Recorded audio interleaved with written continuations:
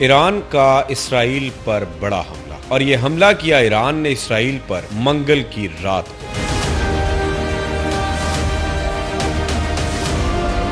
بتایا یہ جا رہا ہے کہ 200 سے زائد بیلسٹک میزائلوں سے اسرائیل پر حملہ کیا گیا۔ ایران کے اس حملے نے اسرائیل میں سائرن بجوا دیے اور پورے عالمی میڈیا کی توجہ حاصل کر لی۔ آج کی اس ویڈیو میں ہم یہ ڈسکس کریں گے کہ یہ حملہ کتنا بڑا تھا، اور آنے والے وقت میں کیا اسرائیل کی جانب سے بھی ایران کے لیے اتنا ہی بڑا جارحانہ عمل سامنے آئے گا، اور اگر اسرائیل اٹیک کرے گا تو کن ایریاز پر اٹیک کرے گا۔ مزید یہ بھی جانیں گے کہ اسرائیل کا اس میں کتنا نقصان ہوا، اور نقصان کا اندیشہ لگاتے لگاتے نیتن یاہو نے کیا کہا۔ بسم اللہ الرحمن الرحیم۔ السلام علیکم ناظرین، نیشنل سینٹرل نیوز کے ساتھ مجھے سید ابرار ابو الحسن کہتے ہیں۔ ناظرین، یہ کہانی شروع ہوتی ہے حسن نصر اللہ پر حملے کے بعد سے، جب یہ دیکھا جاتا ہے کہ حسن نصر اللہ جو اب تک اسرائیل کی پہنچ سے دور تھے، وہ ایک قاتلانہ حملے میں مار دیے جاتے ہیں۔ اس کے بعد تشویش کی ایک ایسی لہر دوڑتی ہے کہ منگل کی شب کو ایران کی جانب سے اسرائیل پر 200 بیلسٹک میزائل داغے جاتے ہیں۔ ایران نے یہ دعویٰ کیا کہ ہم نے 180 بیلسٹک میزائل داغے ہیں، جبکہ امریکی حکام کے مطابق یہ 200 سے زائد بیلسٹک میزائل تھے، جس نے اسرائیل کے 3 میجر پوائنٹس اور 3 اڈوں کو نشانہ بنایا۔ تباہی کا اندازہ اس بات سے لگایا جا سکتا ہے کہ یکے بعد دیگرے اتنے زیادہ بیلسٹک میزائل سے حملہ، اور ایرانی فوجی حکام کی طرف سے یہ دعویٰ سامنے آیا ہے کہ 90% میزائلز نے اپنے ہدف کا نشانہ بالکل ٹھیک بنایا اور بر وقت اپنے ہدف پر پہنچے۔ 3 مختلف اڈوں پر یہ حملے کیے گئے۔ حملوں کی شدت کی نوعیت کا اندازہ آپ اس بات سے لگا سکتے ہیں کہ پورے اسرائیل میں نہ صرف وہ بیلسٹک میزائل دیکھے گئے بلکہ ان کی گونج بھی سنائی دی گئی، اور پورے اسرائیل میں سائرن بج اٹھے جیسے ملک میں ایمرجنسی نافذ ہو جاتی ہے۔ اس کے بعد اسرائیل کا یہ بیان سامنے آیا کہ اتنے شدید حملے کے بعد بھی ہمیں ایران کی طرف سے کیے گئے حملے کا فوری کوئی خطرہ نہیں ہے۔ اب یہ یا تو عالمی میڈیا کو دکھانے کے لیے ان کا ایک دعویٰ تھا، یا واقعی اب دیکھنا یہ ہے کہ اسرائیل دفاعی طور پر کتنا مضبوط ہے۔ اور ایران نے یہ جو 200 بیلسٹک میزائل داغے ہیں، لیکن یہاں پر سب سے قابل غور بات یہ ہے کہ یہ حملے اس وقت کیے گئے ہیں کہ جب اسرائیل کے خلاف لبنان زمینی جنگ کے لیے تیار ہے، اور ایران فضائی جنگ میں یعنی حملے اور بیلسٹک میزائل داغ کر یہ ثابت کر رہا ہے کہ اسرائیل کا وقت کم ہے۔ لیکن کیا یہ واقعی ان دونوں ممالک کے لیے اتنا آسان ہوگا؟ اس سوال کا جواب تو وقت دے گا، مگر حالیہ صورتحال کے مطابق یہ حملہ اس قدر شدید ہے کہ پوری دنیا کی توجہ اب ایران اور اسرائیل پر ہے۔ یہ توجہ انہوں نے اس لیے حاصل کر لی کہ لوگ یہ بھی کہہ رہے ہیں کہ یہ ورلڈ وار بنے گی۔ ورلڈ وار میں اسے اس لیے بھی کہوں گا کہ 3 جنگوں کے بعد 3 بڑے پیمانوں پر اور 3 مختلف خطوں میں جب یہ جنگ شروع ہوتی ہے، اور اب اتنے بڑے پیمانے پہ آ جاتی ہے کہ ایران اور اسرائیل دونوں ایک دوسرے کے آمنے سامنے آ کھڑے ہوتے ہیں۔ سب سے پہلے رشیا اور یوکرائن کی وار، اور اس کے بعد پیلسٹائن اور اسرائیل کی وار، اور اب اس کے بعد معاملہ یہاں تک آ گیا ہے کہ ایران اور اسرائیل بھی آمنے سامنے ہیں، لبنان اور اسرائیل بھی آمنے سامنے ہیں۔ یعنی ہر طرف سے اسرائیلی مظالم کا بھرپور طریقے سے جواب دیے جانے کی تیاریاں بھی مکمل نظر آتی ہیں، اور ان کو منہ کی کھانے کے لیے پوری کی پوری تیاری کے ساتھ ایران بھی حملہ کرتا نظر آتا ہے، اور لبنان بھی۔ اگر ہم ماضی کی بات کریں تو ماضی میں بھی اس طرح کے حملے دیکھنے کو ملے۔ اپریل میں ایران کی جانب سے 110 بیلسٹک میزائل اور 30 کروز میزائل سے بھی حملہ کیا گیا تھا، لیکن حالیہ حملہ اس حملے سے زیادہ بڑا ہے۔ میں اسے بڑا حملہ اس لیے بھی کہوں گا کہ ایرانی پاسداران انقلاب نے یہ پہلی بار دعویٰ کیا ہے کہ پہلی بار ایران نے ہائپر سونک میزائل سے اسرائیل پر حملہ کیا ہے۔ اب اس حملے کی نوعیت کا اندازہ آپ لوگ بخوبی لگا سکتے ہیں۔ اب دیکھنا یہ ہے کہ اسرائیل کا اس پر کیا جواب ہے۔ جتنی وہاں پر خرابی ہوئی، جتنا نقصان ہوا، اس کی تفصیلات ابھی تک میڈیا میں نہیں دکھائی گئی۔ یا تو اسرائیل اپنی کمزوری چھپا رہا ہے، یا واقعی وہاں پر اتنا زیادہ نقصان نہیں ہوا۔ لیکن یہ بات سمجھ میں نہیں آتی کہ وہاں نقصان نہ ہوا ہو۔ 200 بیلسٹک میزائل اور اتنے اندھا دھند میزائل کہ پہلی بار ہائپر سونک میزائل کا استعمال کیا گیا ہو اور دفاعی اڈوں کو نقصان نہ پہنچا ہو، یہ ذہن تسلیم نہیں کرتا۔ اسرائیل کے وزیر اعظم نیتن یاہو نے صرف اتنے الفاظ کہے کہ ان لوگوں نے بہت بڑی غلطی کی ہے۔ اب یہ غلطی کس انداز میں کہہ رہے ہیں، یا یہ بدلہ لینے کی تیاری کر رہے ہیں، یا کچھ معاملہ اور ہے، یہ تو وقت طے کرے گا۔ مگر اس کے ساتھ ساتھ ایران نے یہ بھی واضح کر دیا کہ یہ ہم نے بدلہ لیا ہے حسن نصراللہ پر حملے کا اور اس کے قتل کا۔ اگر اسرائیل نے ہم سے دوبارہ جنگ کرنے کا ارادہ کیا یا ہم پر دوبارہ حملہ کیا تو ہماری جوابی کارروائی اس سے بھی سخت ہوگی۔ ادھر اسرائیلی فوج کے ترجمان نے یہ کہا کہ ہم اب حملے کی نوعیت اپنی مرضی سے کریں گے، جگہ اور وقت کا تعین اپنی مرضی سے کریں گے اور ہم بھی حملہ کریں گے۔ مگر اس کے جواب میں ایران کی جانب سے کہا گیا کہ اگر حملہ کیا گیا تو تہران کا جواب زیادہ تباہ کن ہوگا۔ دونوں ایک دوسرے کو دھمکیاں لگا رہے ہیں۔ دیکھنا یہ ہے کہ عسکری طاقت کس کے پاس زیادہ ہے، کون دفاعی طور پر کتنا مضبوط ہے، آئیے اسی ویڈیو میں جانتے ہیں۔ ان دو ممالک کی جنگ کے ساتھ ساتھ ایک تیسرا ملک ہے جو کہ ایک حمایتی ملک ہے اور وہ آپ سب جانتے ہیں، وہ ہے امریکہ۔ امریکی صدر جو بائیڈن نے واضح الفاظ میں کہا کہ کوئی بھی اس بھول میں نہ رہے کہ اگر اسرائیل پر برا وقت آیا تو امریکنز پیچھے رہیں گے، ہم ان کی حمایت کریں گے اور یہ حمایت جاری رہے گی۔ یہ تو واضح ہو چکا ہے کہ امریکہ اسرائیل کے ساتھ کھڑا ہے۔ بڑا سوال یہ ہے کہ کیا 56 اسلامی ممالک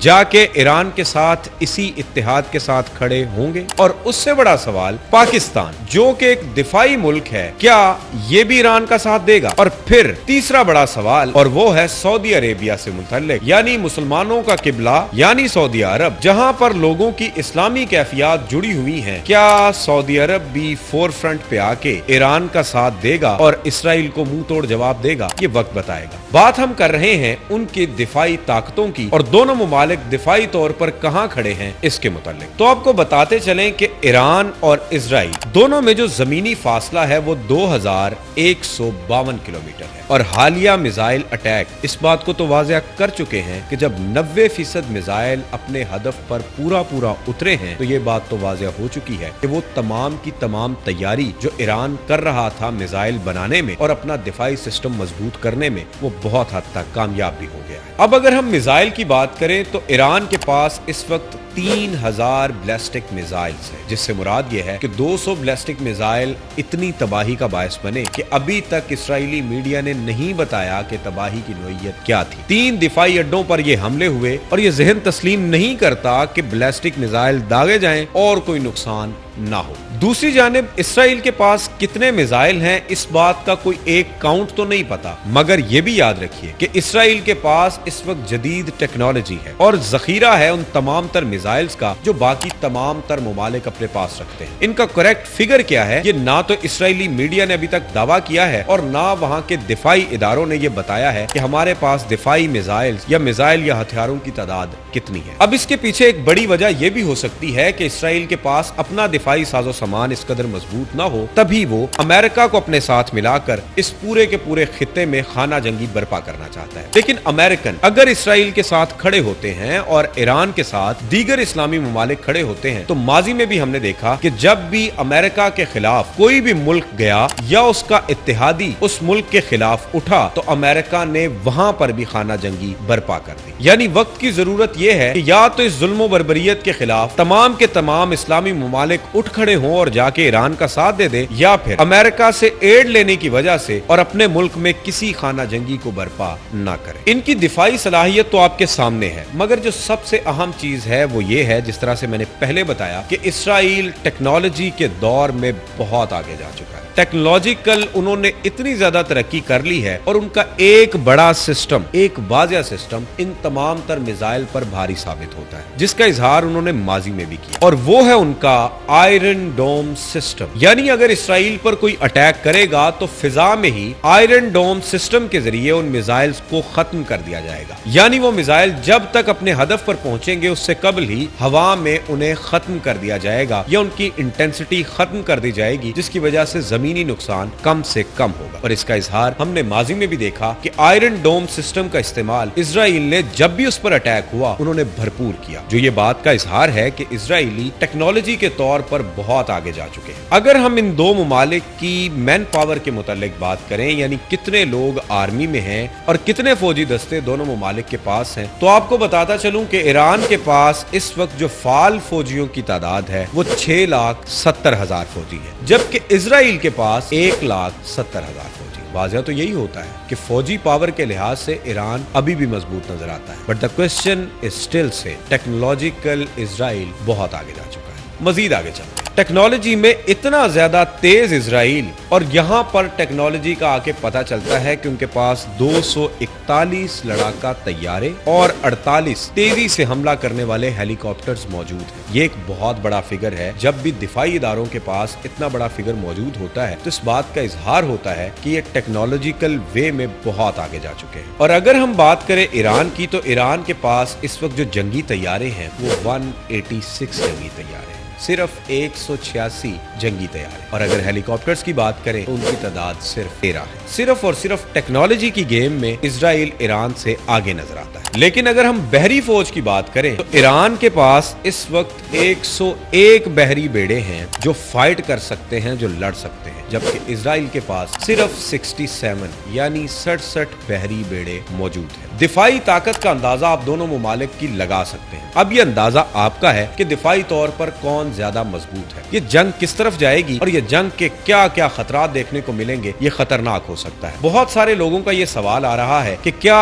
इजराइल इस जंग का जवाब ईरान के उन मुकद्दस मुकामात पर हमला करके लेगा? तो इसका जवाब दिफाई एक्सपर्ट नफी में देते हैं। देखें, जब ईरान ने इजराइल पर अटैक किया तो उनके दिफाई अड्डों को निशाना बनाया, और अब ये ऐन मुमकिन है कि इजराइल भी उनके दिफाई अड्डों को ही नुकसान पहुंचाएगा, ताकि वहां पर जितना भी उनका टेक्नोलॉजी का काम है, जितनी भी वहां पर मैन पावर है, उसको तबाह किया जाए और जंग विन टू विन सिचुएशन पर आके खड़ी हो जाए। जंगी सूरत हाल आए दिन कड़ी से कड़ी होती चली जा रही है। क्या बनेगा ये तो वक्त ही बताएगा, लेकिन ईरान ने इजराइल पर अटैक करके ये बता दिया है कि अगर एक मारोगे तो 10 मरवाओगे। ये बहुत बड़ी बात है। इतने बड़े हमले के बाद अब इजराइल किस तरह से ईरान को देखता है, ईरान के साथ कैसे मामलात लेके चलेगा, ये बहुत मुश्किल सवाल है, जो कि अब नजर तो नहीं आता कि इजराइल ईरान के साथ को अच्छे ताल्लुकात रखेगा, या इसका जवाब किसी मीटिंग या फाहमो तफहीम से एक टेबल पर बैठ के होगा। जंग का मतलब जंग है और अब इन दो खित्तों में जंग मुसल्लत हो चुकी है। आपकी इस बारे में क्या राय है और आने वाले वक्त में आप किस तरह की वीडियो चाहते हैं? अपनी राय का इजहार कमेंट बॉक्स में जरूर कीजिए। अपने मेजबान सैयद अबरार अबुल हसन को इजाजत दीजिए। अल्लाह हाफ़िज़।